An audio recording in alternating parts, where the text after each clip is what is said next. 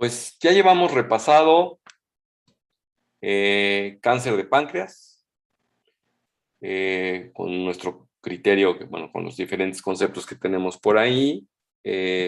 Incluimos los tumores neuroendocrinos, el adenocarcinoma. Ya sabemos que del periampular solamente será el de cabeza de páncreas, o los neuroendocrinos que estén en la cabeza. También ya vimos, por ejemplo, los de la cabeza de los neuroendocrinos, pues el no funcionante es el que se encuentra más frecuentemente ahí, ¿no? Que se puede comportar como periampular. Ya vimos también cáncer de colédoco y por extensión vimos cáncer colangiocarcinoma intrahepático, tumor de Klatskin, vimos cáncer de vesícula también por extensión. Ya vimos cáncer de duodeno. ¿Cuál nos falta de los periampulares, muchachos? El de la ámpula de Vater. Justamente el de la ámpula de Vater. Y entonces, hasta acá, hasta donde vamos, ¿algún comentario o pregunta que tengan ustedes, jóvenes?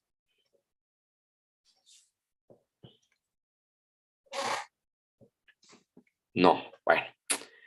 Si no es así, entonces nos seguimos con el tumor que falta. Y aquí otra vez, en los tumores ampulares, no todos los tumores ampulares son malignos. Entonces, incluso, afortunadamente, los menos son malignos.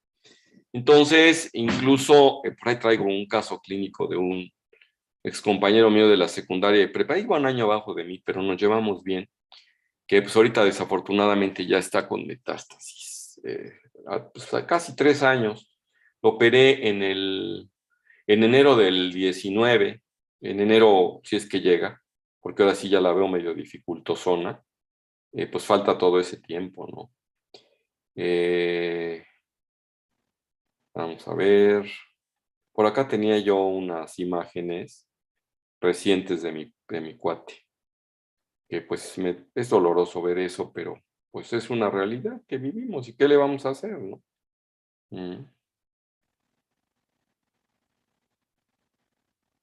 Vamos a ver.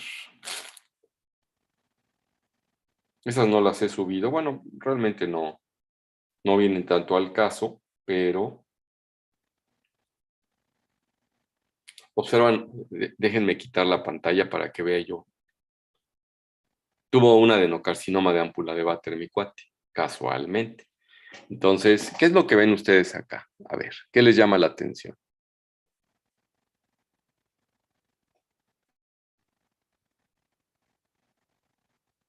A ver, Linda, ¿qué es lo que te estoy mostrando? Pues creo que podrían haber nodulaciones en el parénquima hepático. Ya distingues bien el hígado, ¿no? Entonces, una de Sí. ellas, déjame ver, acá tengo una plumita, podría ser, ¿dónde anda?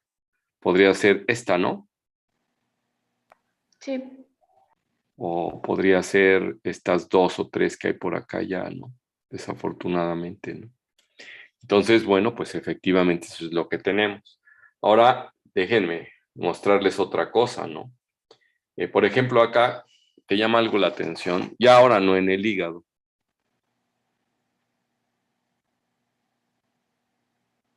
Esa imagen blanca ahí como abigarrada en el centro, pues vendría estando como en el ileo, ¿no? Entonces eso es tumor, es actividad tumoral, desafortunadamente. Y por último, les voy a mostrar esta, a ver qué opinan. Aquí que ves, no, ya les estoy mostrando aquí otras cosas que no tienen que ver. Vamos a ver.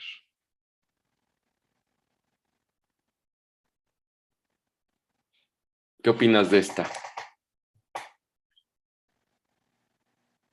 No, pues también serían ya metástasis en pulmón. O sea, que eso es pulmón, ¿verdad? Entonces, mal plan, ¿verdad? Con mi cuate. Pues debe tener 66 años. Está con muy buenas condiciones físicas todavía, pero ya está así, el pobre. Ni habla. Bueno, pues Doctor, entonces resulta que... ay, Perdóname. tengo una pregunta. En la segunda imagen que nos mostró, después en la que se observaban como las nodulaciones en el hígado. Del lado derecho, bueno, que sería del izquierdo del paciente, se veía igual como irregularidad e hiperintensidad en la placa. Ahí sería metástasis en el piplón, lo que nos había mencionado de la imagen en pastel. Fíjate que no. Aquí yo creo que esto que está acá, digamos acercándonos esto,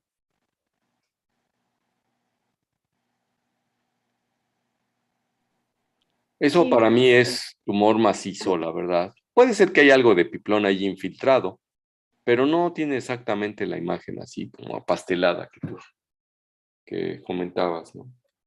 Entonces, gracias. sí, bien.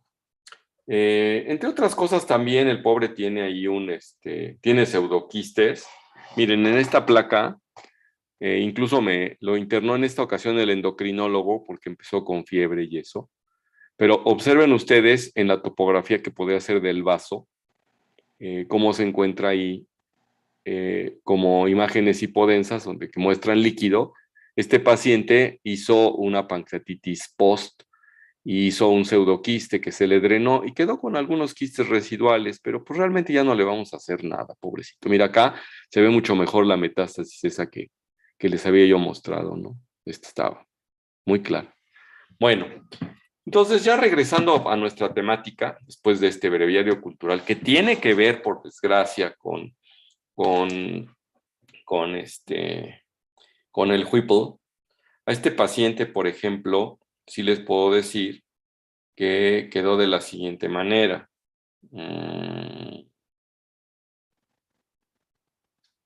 A él lo reconstruí de esta manera.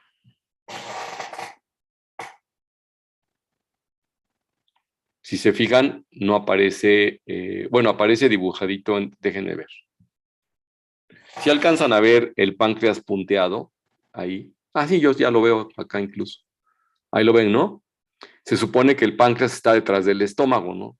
A él le preservé el píloro y entonces el yeyuno que se subió se anastomosa al páncreas en forma terminolateral, se anastomosa al colédoco en forma terminolateral y después le dejé un asa larga entonces hice la anastomosis directamente. ¿Ahora qué? ¿Por qué se perdió?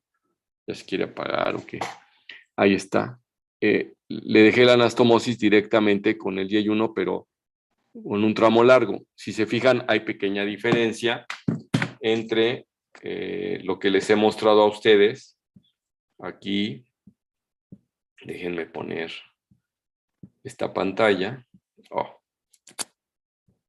a donde les había yo mostrado de lo del Whipple, la reconstrucción, hay una pequeña variante de cómo está aquí. ¿Están viendo la imagen? Acá si se fijan, Sí, luego se anastomosó el estómago, ¿no? A diferencia de lo que yo les mostré, a donde esto sí está anastomosado igual, esto también, pero aquí yo tomé el asa hasta acá y la uní al estómago por aquí. Por eso es que quedó el estómago por delante totalmente del páncreas, ¿no? Entonces, y obviamente en parte, pues de esta anastomosis también quedó por delante, y por eso es que en el dibujo que les recreo, ¿no? En el que les estaba yo mostrando, o se los vuelvo a poner, otra vez la imagen que teníamos acá, esta. Entonces, para empezar, el estómago está completo, no le hice una resección, y para seguir, fue una buena cantidad de, ya, ahí lo ven, ¿verdad? Bueno, ahora sí, regresando al caso, a nuestra temática. Nos retachamos a nuestro tema. Doc, tengo una pregunta. Sí, Al hacer la cirugía de Whipple, ¿qué sería mejor? ¿Conservar el píloro o de plano también retirarlo? miren, es variable. A los pacientes, cuando les conservas el píloro, hacen vida perfectamente normal y no tienen ninguno de los datos de síndromes posgastrectomía.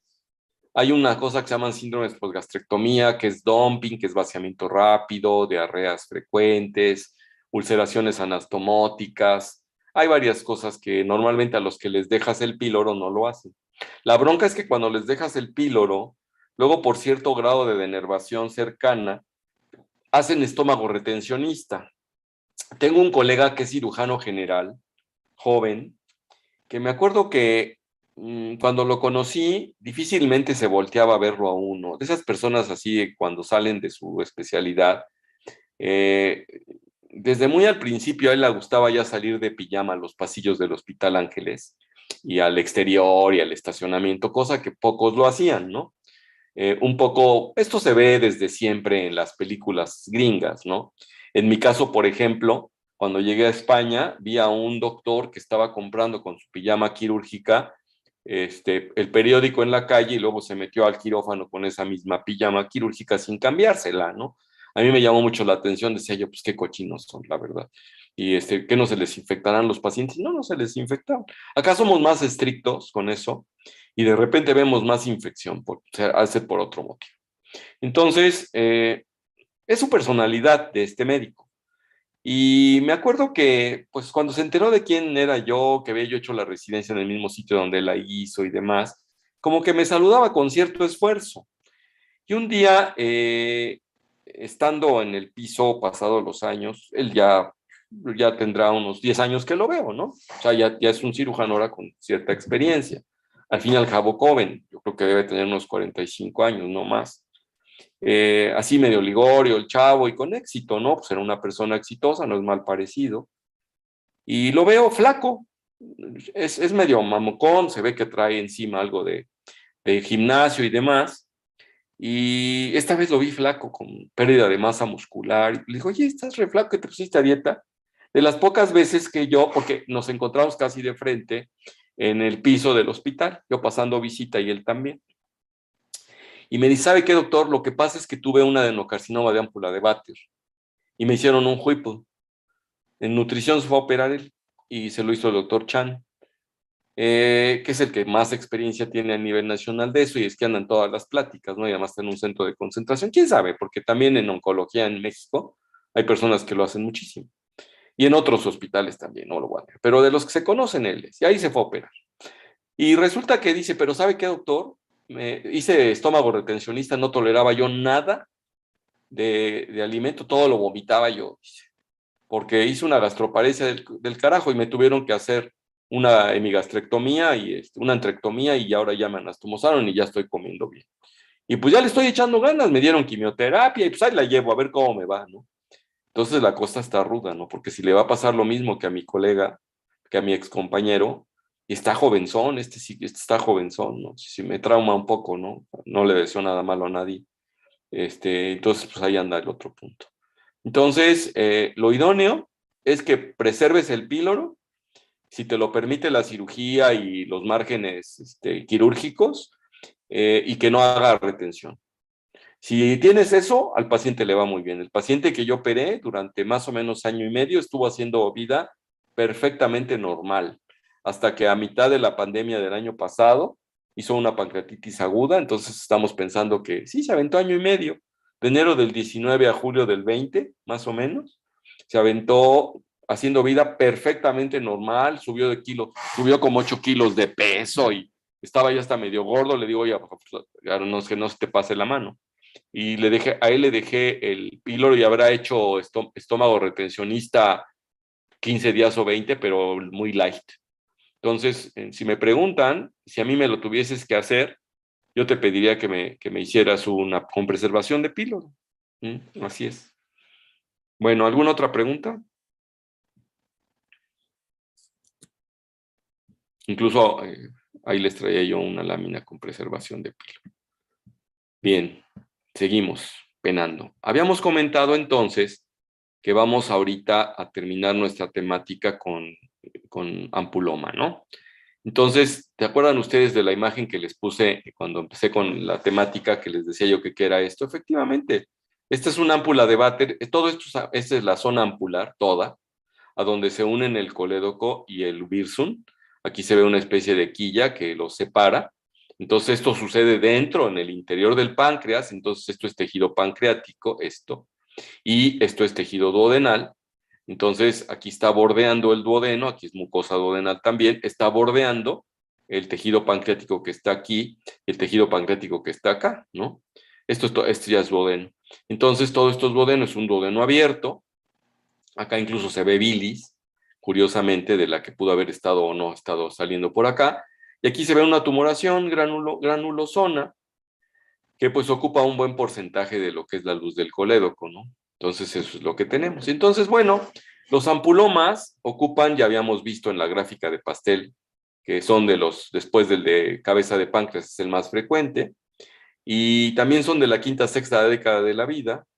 Normalmente se diagnostican pequeños, tienen que ver con mutación Carras, y afortunadamente el 75-80% son resecables. Tomen ustedes en cuenta que estoy hablando de ampulomas, no estoy hablando de adenocarcinoma de ámpula de Baker exclusivamente.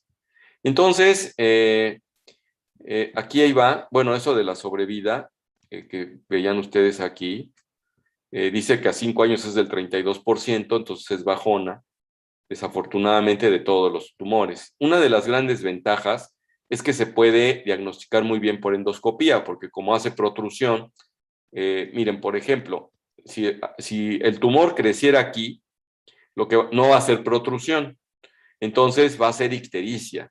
Y ahí los endoscopistas con cepillado no vamos a saber si se trata de un colangiocarcinoma o se trata de un ampuloma hasta que el patólogo no lo diga, ¿no? Porque puede ser, aquí en este sitio puede ser colangiocarcinoma y también acá, ¿no?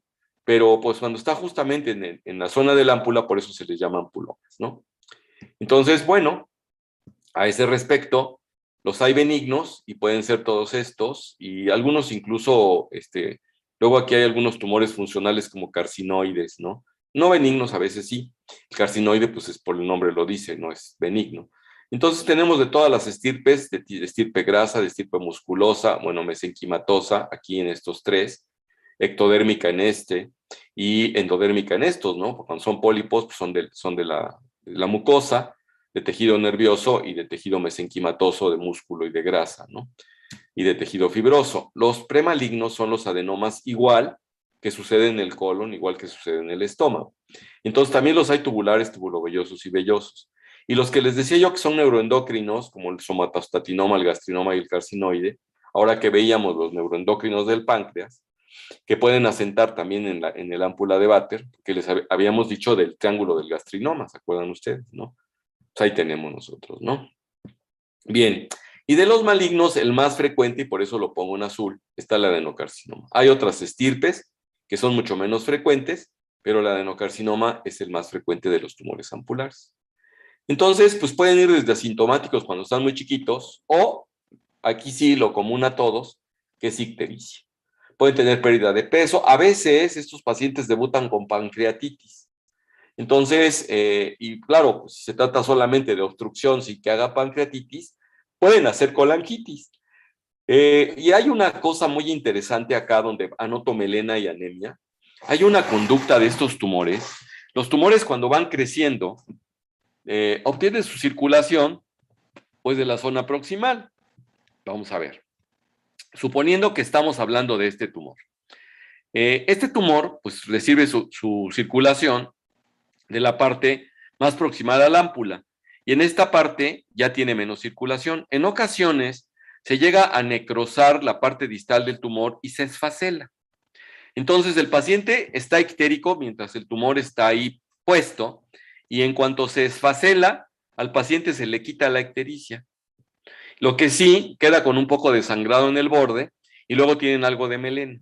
Entonces una característica de estos tumores que es como muy propia es cuando los pacientes tienen ictericia por un cáncer, un tumor periampular, como en este caso un ampuloma que no se ha diagnosticado, y que dice, oiga doctor, me despinté y evacué negro.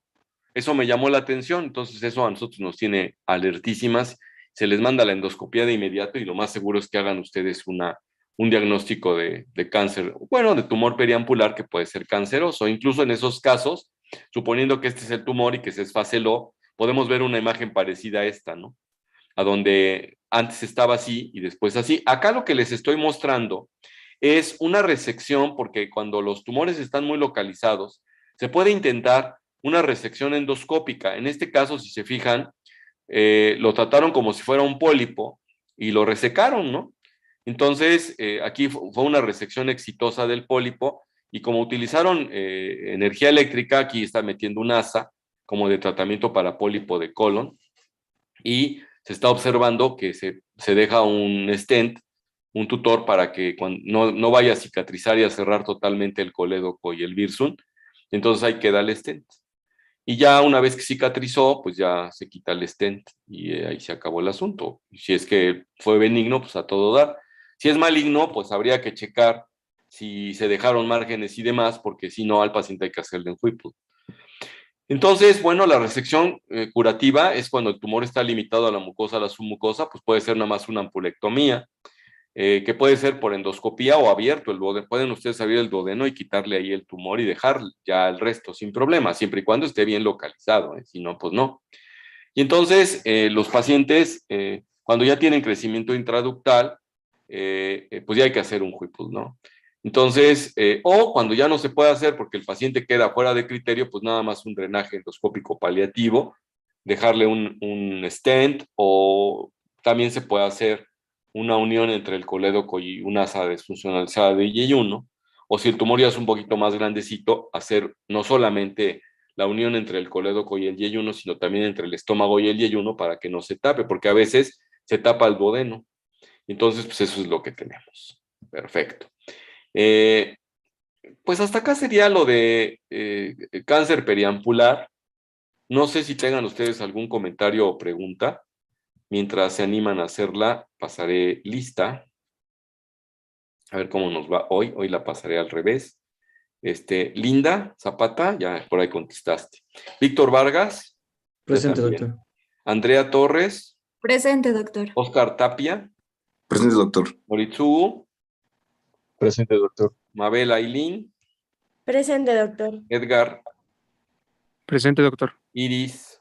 Presente, doctor. Carmina Rodríguez. Presente, doctor. Marisa Rodríguez. Presente, doctor. Alan Ratia. Presente. Fer Rafta. Presente, doctor. Armando Pérez. Presente, doctor.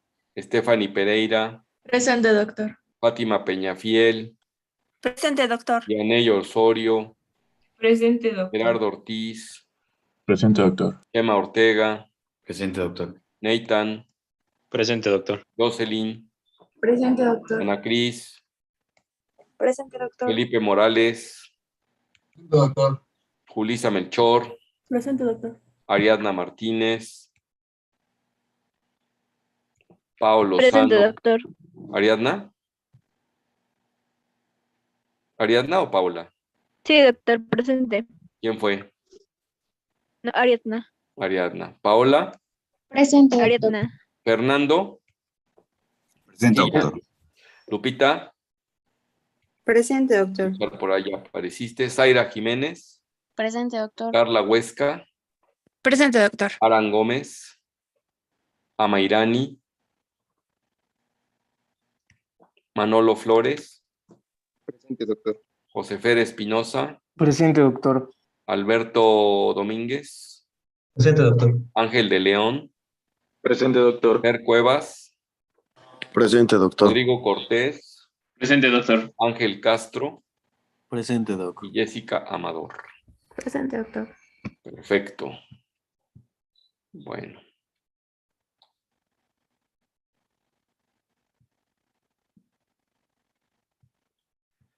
Bueno, entonces, hoy es nuestro último día de la semana de esto. Preguntas, muchachos, que tengan por acá, en lo que se refiere a lo que son tumores periampulares. Doc, y en el caso de que cualquier periampular sea benigno, también, o sea, A ¿se ver, retira? tumor benigno de páncreas periampular, híjole, a lo mejor un quístico que pudiera ser, esos luego se pueden biopsiar con endoscopía, con ultrasonido endoscópico, sale benigno, pues se le deja en observación. Uno de duodeno benigno, es un pólipo, pues ese lo resecas y ahí murió. Si es infiltrativo y sale benigno, pues eventualmente resecas lo que puedes y aguantarlo ahí un tiempo, pues es benigno. En el caso de uno de ámpula de váter benigno, si es un ampuloma nada más, lo malo del ámpula es que sí se tapa la vía biliar. Eventualmente sale benigno y no puedes resecarlo y queda ahí tapado, pues puedes hacer una derivación biliodigestiva y dejar in situ el tumor, porque pues es benigno. Nada más que salga, se comunique la vía biliar con y habitualmente busca ahí también el pancreático y en la derivación entre el intestino y la vía biliar se puede aliviar esa obstrucción, que pues es lo que me preocuparía. Y un benigno de vía biliar, que pudiera ser un polipillo, porque también están reportados por ahí. Si lo alcanza a quitar, ahora existe un baby scope y tiene un canalito de trabajo chico, eventualmente podría alegrarse. Y si el tumor fue benigno, pues ya la hizo el paciente en un pólipo del colédoco, ¿no? Entonces, pues pudiera manejarse así. Nada más que la desventaja es que, excepto en el ámpula de váter y en el duodeno los pólipos, la mayoría son malignos, la verdad. Entonces, eso es lo que tenemos. No sé si esto contesta, Ricardo. Sí, Doc, gracias. ¿Alguna otra preguntilla? ¿No hay? Bueno, entonces, si ya no hay, nos vamos a pasar al siguiente tema, que es el de pólipos del intestino delgado y del colon, y ya le vamos ganando tiempo al tiempo para ver con más tranquilidad los próximos temas, porque me había tenido que correr varios hacia adelante. Entonces ahora pues ya nos vamos a regresar y vamos a terminar. Ya no necesitamos quemarnos toda la semana hasta el día 8 de diciembre, que se supone que el 9 de diciembre es fin de curso. Entonces, bueno, en relación a los pólipos, en términos generales del intestino, pues son como verrugotas, ¿no? Ahí, habitualmente, los pólipos suelen ser benignos. Yo solía diferenciar los del intestino delgado del intestino grueso. Lo que les tengo que decir es que los del intestino delgado son muchísimo menos frecuentes que los del intestino grueso. Hay mucho más pólipos en el intestino grueso y en el estómago que en el intestino delgado, afortunadamente. Entonces, la bronca de los pólipos, siendo adenomatosos, es que se pueden malignizar.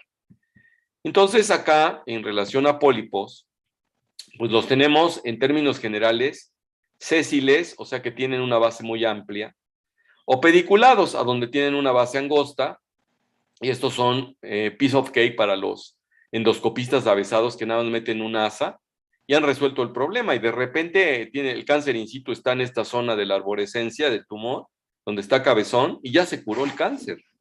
Sobre todo está in situ, ya se curó el cáncer, ¿no?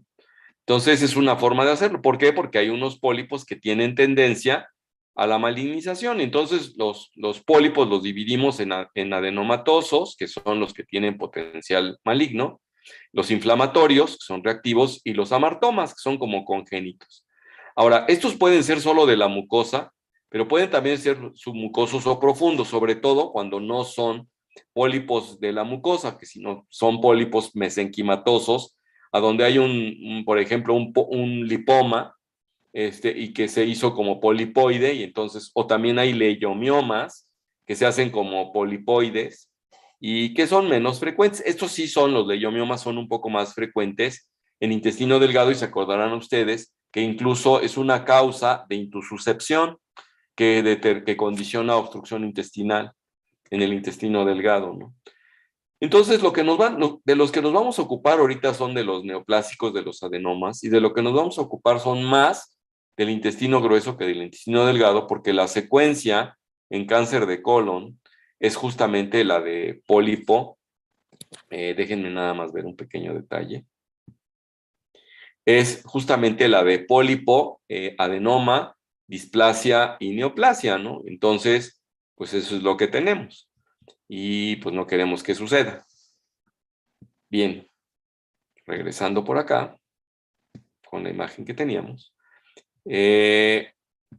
Otra de las cosas que habría que considerar, vamos a poner toda la pantalla.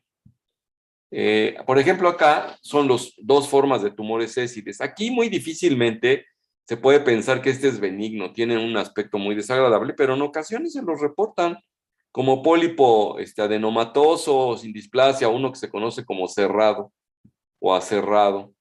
Miren acá por ejemplo, sí es del intestino delgado, no es del intestino grueso, este es del intestino grueso, se ve claro. Y acá observan ustedes cómo es que se va a resecar, es muy fácil de resecar. Acá, por ejemplo, por algún motivo, es de pieza quirúrgica, ¿no? Entonces, pues ya está ex vivo, incluso por eso tienen este papelito absorbente y ahí se tiene el pólipo muy característico, ¿no? Pues hay alguna relación etiológica con tabaquismo, alcoholismo, obesidad, estreñimiento, carcinógenos en la dieta, enfermedad inflamatoria intestinal. Y hay unas poliposis múltiples que son pues heredadas. Acá hay una de síndrome de Gardner, de Turcot, de Pez-Jäger, y tiene sus características exclusivas, ¿no? Entonces, por ejemplo, en la poliposis múltiple, pues luego los pacientes tienen literalmente 500 o 1000 pólipos. ¿Cómo van a saber cuál de esos va a ser maligno o no? Y luego no nada más tienen el colon, también tienen el intestino delgado. Entonces estos pacientes pues nomás hay que rezarles que no hagan cáncer, ¿no? Entonces, esto del intestino delgado, nada más son aspectos que hay que mencionar, pero los pólipos intestinales, y les decía yo, y me quiero orientar más hacia el colon por la frecuencia, están los neoplásicos, que son adenomas. Entonces está el tubular, el tubulovelloso y el velloso, que pueden, cualquiera de los tres, progresar a adenocarcinoma. Y están los múltiples, la poliposis adenomatosa familiar. Están los hiperplásicos, que estos no dan bronca. Y los amartomatosos, que tampoco dan bronca. Estos no suelen malignizarse. Entonces la poliposis adenomatosa familiar es la más canija porque aquí sí son adenomas, y los adenomas se consideran neoplasias, ¿no? Son los neoplásicos, aunque no sean malignos en todo caso, ¿no? en un inicio. Entonces, en cuanto a síntomas, pues va a depender. Aquí un poco es del intestino delgado. En el intestino delgado es una bronca, y luego los pacientes traen cólicos, a veces hacen diarrea, a veces si se ulceran, sangran un poco, andan con una anemia. Ahorita tengo un paciente que trae una anemia crónica, que no le encontramos, lo empezó a estudiar un colega mío porque lo operó de un tumor, un oncólogo, y como no le encontraba, le encontró Helicobacter pylori, se lo trató, seguía con anemia, pensaba que la gastritis erosiva que le habían encontrado era la causa, sigue sin eso, y ahora lo vamos a investigar precisamente con la cápsula endoscópica, que es ahorita lo que voy a mostrar. Que ya lo vimos en alguna ocasión aquí, lo de la cápsula endoscópica, y si no, pues bueno, ya lo mostraré. Entonces, los adenomas están, por ejemplo, este es un adenoma de base amplia, obviamente sésil, y aquí se puede llegar a hacer una mucosectomía para los que lo pueden hacer, pero eso sí está en intestino grueso, pero si está en intestino delgado, pues es muy difícil de hacerlo, la verdad.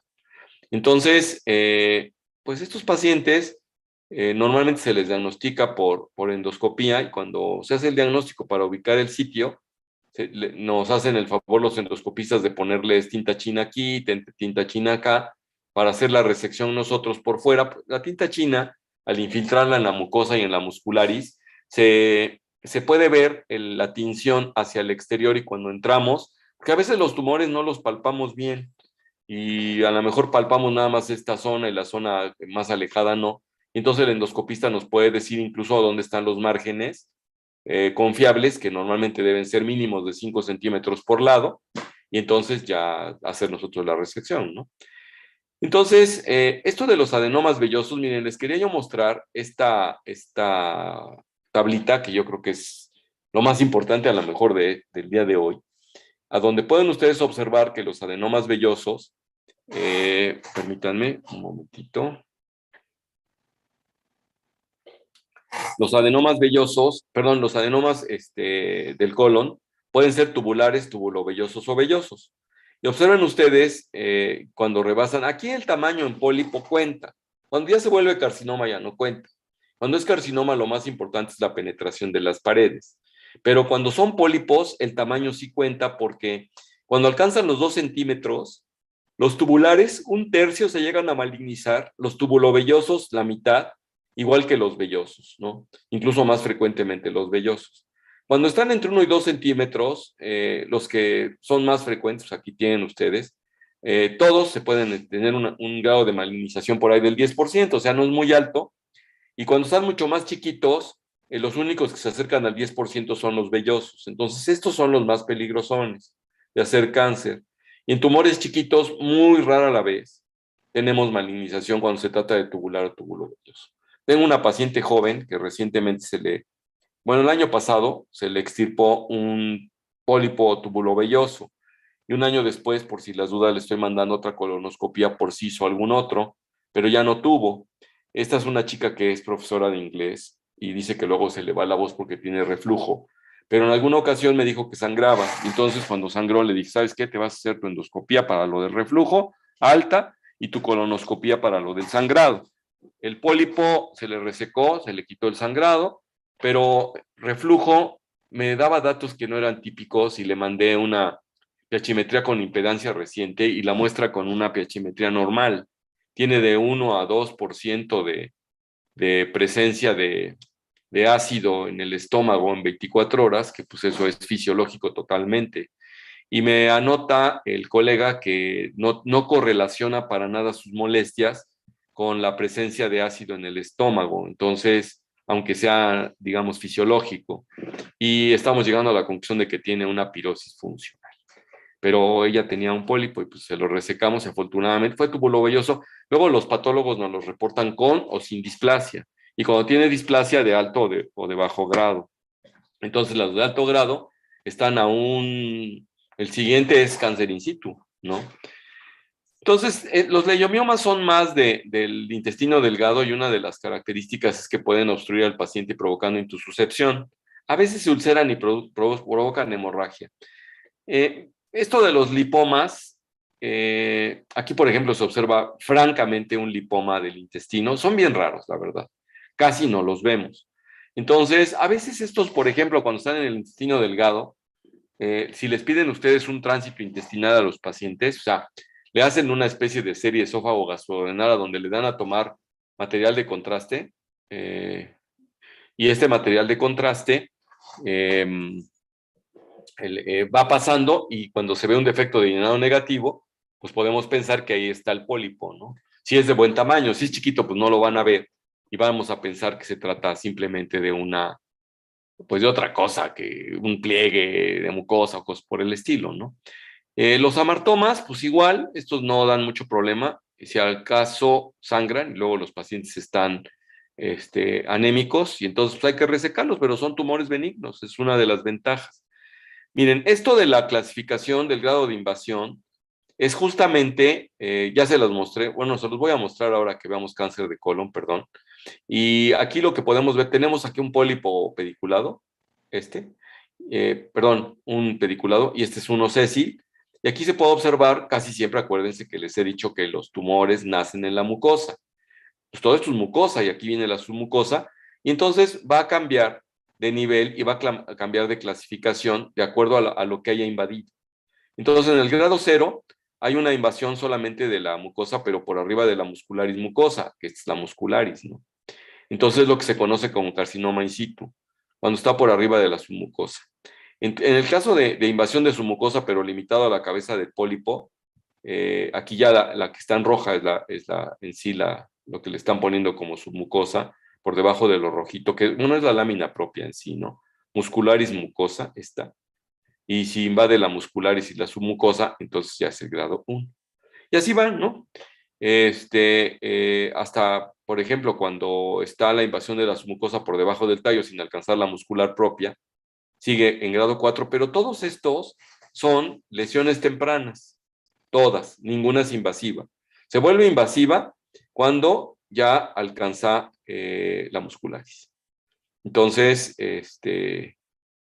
bueno, más bien no invasivo, sino de grado mayor, porque normalmente para in situ total, es la lámina propia, eso sí. No, dice por encima de la muscularis, entonces acá dice pues de la muscularis mucose, que es diferente, muscularis mucosi es esta. Es a lo que le llaman luego lámina propia, ¿no? Entonces, si no lo rebasa, este es el incito, hasta acá. Acá, una vez que lo rebasó, ya la submucosa, pero son finalmente grados tempranos. No es un T4, sino es un grado 4 de tumor temprano, ¿no? Entonces, porque un T4 de la clasificación TNM ya ha rebasado todas las paredes y ha invadido otros órganos alrededor. Entonces es un T4. Pero aquí estamos hablando solo de pólipos y de diagnóstico temprano. Bueno, de la poliposis familiar clásica, miren la frecuencia que puede asociarse de malignización, 100%, igual que la asociada con gen MIH, igual que el síndrome de Turcot, donde son adenomas casi todos ellos. Habíamos hablado de los otros síndromes a donde casi no se malignizan, que eso es una gran ventaja. Entonces, por ejemplo, aquí hay una pequeña semblanza de lo que es el síndrome de Petersjeger, a donde los pacientes suelen tener esta melanosis peribucal y también en las palmas, y tienen un montón de pólipos. Observen ustedes la cantidad de pólipos que hay acá. Si los quieren contar, pues nada más hay 1, 2, 3, 4, 5, 6, 7, 8, 9, 10, 11, 12, como 20 acá, ¿no? Y si avanzan un poquito más, pues encuentran otro tanto. Entonces, aquí el tratamiento se le tira a los pólipos que están mayores de 15 milímetros. Y si no los pueden resecar, pues como desgraciadamente tienen en todo el intestino, pues hay que hacer resecciones, pues a lo mejor segmentarias en el paciente, o si no es muy grande, pues una resección de todo el sitio donde hay pólipos, ¿no? Y ahora, hablando de los colorectales ya en específico, ustedes sumen los que hay del ángulo esplénico del colon para abajo. Entonces, 4 más 14, 18, más 42, 60, más 8, 68%. Entonces, nada más y si ponemos en el transverso del lado izquierdo y le aumentamos 5%, sería 73. O sea, la mayoría de tumores que se desarrollan en el colon son del lado izquierdo. La minoría son del lado derecho. Los hay en todos lados, pero ya pudieron aquí ustedes observar que pues del lado derecho, si juntamos todo el lado derecho, pues se nos vuelven 5, 10, 19 y 27 contra 73, ¿no? Entonces, pues del lado izquierdo. Y del lado izquierdo, el sitio más frecuente es hacia el sigmoides y en el colon descendente en general. El recto no canta mal las rancheras. Si sumamos sigmoides y recto, hacen el 50% de todos los tumores malignos del intestino grueso, y los pólipos, por supuesto, hayan 100. Por eso es que se habla de la progresión del cáncer de colon, de que viene de pólipo, displasia, neoplasia, ¿no? Y invasores, de no invasores a invasores también, ¿no? Entonces, pediculados, sésiles, a veces se pueden resecar, a veces hay que hacer mucosectomía en este caso. Y, bueno, aquí sobre el criterio de patología, hablan de la combinación de pólipo aserrado, y por el formato nada más. Eso de los amartomas no lo vamos a repasar, de los hiperplásicos léanselos, son tumores benignos a donde no hay tanto problema. Lo que me interesa a mí es repasar con ustedes, por ejemplo, estos pólipos como curiosidad. Estos pacientes, esta es una persona ya adulta, ¿no? Es una mujer, porque aquí se ve, parece la vagina. Entonces, bueno, la vulva. Resulta que se ve mucho en niños, luego los niños empiezan a llorar y se asoma una cosita como estas, no tan grande, un poco más chiquita, y luego yo veía como los cirujanos pediatras lo único que hacían es lo tomaban con una pinza una vez que estaba llorando y lo empezaban a torcer y le daban vueltas, vueltas, vueltas y vueltas hasta que se rompía. Y entonces, pues ahí les alertaban a las mamás que si sangraba, pues estuvieran alertas y lo trajeran a urgencias y eso, y pues no, se les quitaba luego. Entonces, son los que se conocen como de retención también, y son muy de niños, ¿no? También se conocen como pólipos inflamatorios a veces. Bueno, hay algunos mesenquimatosos, ya los mencionamos, de las otras capas. Estos luego suelen producir obstrucción intestinal. Pero lo que nos interesan a nosotros son, miren, otra cosa curiosa también que a últimas fechas se ve con los nuevos endoscopios, es que luego este patrón de formato de la mucosa, que pareciera un microscopio, cuando tiene determinado patrón, les decía yo, pueden pensar que es displásico y hasta neoplásico. Y a veces tienen una correlación hasta del 70 y 80% con los patólogos, los endoscopistas, ¿no? Eso a mí me da muchísimo gusto de parte de los endoscopistas. Aquí les muestro en el intestino medio que se requiere la enteroscopía, que es de doble balón, se va como remangando el intestino, se infla un globo, se infla el otro globo, se jala el endoscopio y luego se avanza a la parte central otra vez, se desinflan los globos, se vuelven a inflar, se jala y de esa manera ustedes pueden ver prácticamente todo el intestino delgado. Entonces, otra forma de hacerlo es mediante la cápsula endoscópica. Se le da a deglutir al paciente, se le pone un receptor para que vaya detectando las imágenes. La única desventaja, la ventaja del enteroscopio es que eventualmente pueden meter ustedes un asa y resecar un pólipo si es que ahí está, o tomar una biopsia. Y la cápsula endoscópica pues nada más nos va a mostrar imagen, que es uno de los pelos, ¿no? Entonces, bueno, el diagnóstico pues idóneo es la colonoscopia. Este obviamente es para el intestino medio, ¿eh? O sea, para el yeyuno e ileón. Y en el caso del colon, pues la colonoscopia es el estudio idóneo, con una sensibilidad elevadísima y a veces con posibilidades de tratar directamente al paciente. Miren, el colon por enema, se los muestro, porque aquí se pueden ver varios defectos de llenado negativos en la luz del intestino, que pues habla de pólipos, y algunos defectos de llenado que se salen de la pared, que son divertículos, pero estos son llenado positivo, porque pues, se ven blancos, se llenan de blanco estos, y estos alrededor de lo blanco se ve negro, es el defecto de llenado negativo, que son los pólipos que hacen protrusión, y pues rebasan obviamente el líquido que está ahí metido, y por eso se ven los pólipos en varios sitios. Otra cosa que podría dar imágenes semejantes es excremento, pero si está bien preparado el paciente por ningún motivo. Y se los puse porque, pues hasta lo publicaron, porque casualmente el pólipo, el cuellito, se llena de material de contraste y el efecto de llenado positivo de la cabeza del pólipo se ve perfecta, entonces para que ustedes vean uno de estos, pueden pasar siglos que no se los va a mostrar el radiólogo. Me refiero a estos estudios que también pueden dar alguna luz en el diagnóstico, pero no es el estándar de oro, por supuesto, ¿no? Entonces, está la colonoscopia virtual mediante tomografía, y una de las broncas que estas luego producen acá, pues se ve perfecto, por ejemplo, un divertículo y un pólipo, pero luego el excremento lo confunde con eso, y entonces tienen muchos falsos positivos, por eso es que no se ha hecho tan popular. Estos pacientes les meten agua como material de contraste y así es como se ve. Esto de la entosuscepción ya lo vimos en obstrucción intestinal, donde, por ejemplo, un leiomioma, se jala el intestino hacia adelante, se come el intestino posterior al anterior y eso genera isquemia y pues bueno, ya ahí tenemos un dato de obstrucción intestinal secundario a esto. Por ejemplo, aquí, este es un diagnóstico de un pólipo sésil hecho por enteroscopía. Lo que les decía yo, van avanzando el balón y van como remangando, ¿no? Aquí se ve cómo se va remangando y se va viendo hacia adelante, hacia adelante, hacia adelante, se va remangando acá y se va viendo hacia adelante, ¿no? Acá lo que les muestro es un colon normal, un cáncer de recto, en diferentes segmentos, que por desgracia esa es pues la parte final de esto, ¿no? La cápsula endoscópica, miren las imágenes que se obtienen con la cápsula, son buenas. Acá una lesión vascular, una enteropatía por AINES, poliposis múltiple y algunas linfaquiectasias, ¿no? Que pueden llegarse a ver. El tratamiento idóneo, si se puede, es la polipectomía, si no ya se los comenté, ¿no? Entonces, ¿qué tenemos que hacer?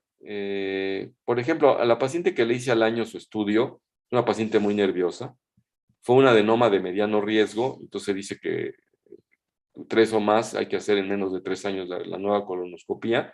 Yo decidí hacérsela a la voz de ella, o cuando hay una resección inadecuada, pues luego, a los 2 o a los 6 meses para a ver si ya volvió a crecer y volverlo y quitarlo ya bien, ¿no? Si no se quitó con márgenes, ¿no? Y la recurrencia pues va del 20 al 50% en lo que se refiere a pólipos. ¿Cuál es la principal bronca de los pólipos? La malignización, sobre todo en los adenomatos. Entonces la indicación quirúrgica es cuando no se pueden resecar, porque tienen una base amplia, o que están invadiendo la mucosa y pues, no pueden los endoscopistas, entonces ya nos toca a nosotros. El pronóstico es bueno en términos generales, cuando son pólipos todavía, y no han hecho cáncer invasor, pues la podemos hacer. No sé si hasta acá quieran ustedes hacer algún comentario en lo que se refiere a los pólipos en general.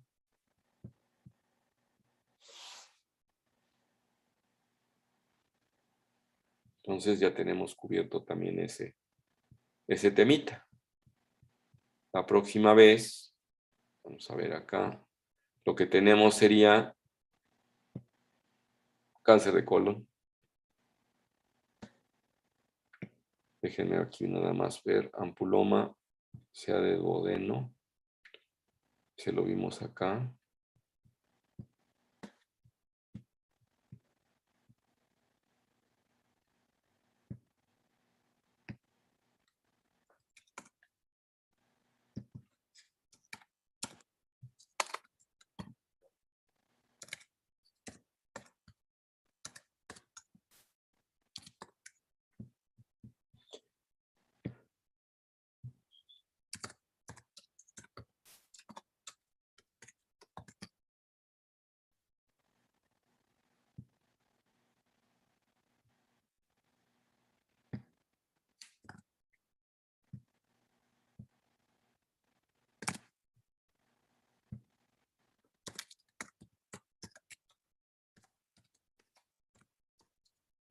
¿Todavía siguen ahí, muchachos? ¿O ya se fueron? Ahí están, ¿no? ¿No hubo preguntas? Bueno, entonces nos vemos. Doctor. ¿Sí? Perdón, una pregunta rápida. Con respecto a... Me parece que hay una clasificación que se llama de París, pero no sé qué tan frecuentemente se utiliza eso o solo es necesario decir si es como, pues, Clasificación de pedunculado. París, ¿de qué, oye? ¿De los pólipos? Sí. Porque esa no la conozco. A ver si me la quieres, si no la quieres repetir. ¿Cuál es la clasificación de París? Sí, doctor. Es una clasificación, me parece que es endoscópica principalmente y habla de las características de los pólipos. Dice 0 a 1 si es pedunculado o si es sésil. Luego hay tipos no polipoidal, que es 0-2. Y dice si es mínimamente elevado, plano o excavado. Y 0-3, que si es excavado. Síguete. Y luego, síguele. Ajá, lesiones planas 0-2. Bueno, no sé, las divide mucho en 0-2B, 0-2C, 0-2C A o algo así. Diagonal C, 2B, ¿no? Sí, doctor. No sé si eso se ocupe mucho o, Pues o mira, realmente... yo de mis colegas, los endoscopistas, cuando me hacen el favor de hacer polipectomía, normalmente no me mandan esa clasificación de París. Te decía yo que pues nos hemos aficionado por clasificar todo. Yo ni la conocía. Ahorita que la estás mencionando, ya que revisaste el tema, está bien, por ahí voy a ahondarle más adelante de qué se trata y qué tan útil sea saberlo, ¿no? Entonces, pues a lo mejor en función de poderlo resecar, hablábamos de las variabilidades que pueden dar de ser sésiles, de ser pediculados, larguitos. Entonces, probablemente en el plano de la endoscopía pueda darnos la idea de que pues es más confiable la resección en caso de una clasificación bla, bla, bla, o menos confiable en caso de una clasificación ble, ble, ble, ¿no? Pudiera ser. Entonces, ¿qué tan útil resulta? Pues ahora que veo yo a mis cuates los endoscopistas les voy a preguntar. ¿Qué tanto? ¿Por qué no la usan? Porque la verdad es que no tiene un uso generalizado para acabar pronto. Más bien les preguntaré, oye, Gracias, ¿por qué doctor. no usas la de París? Pues a lo mejor no, pues es que no tiene mucha importancia. O sí la tiene. En fin. ¿Alguna otra pregunta? Bueno, nos vemos el día lunes con ustedes, porque hoy ya es jueves. Estén bien. Gracias, doctor. Gracias, doctor.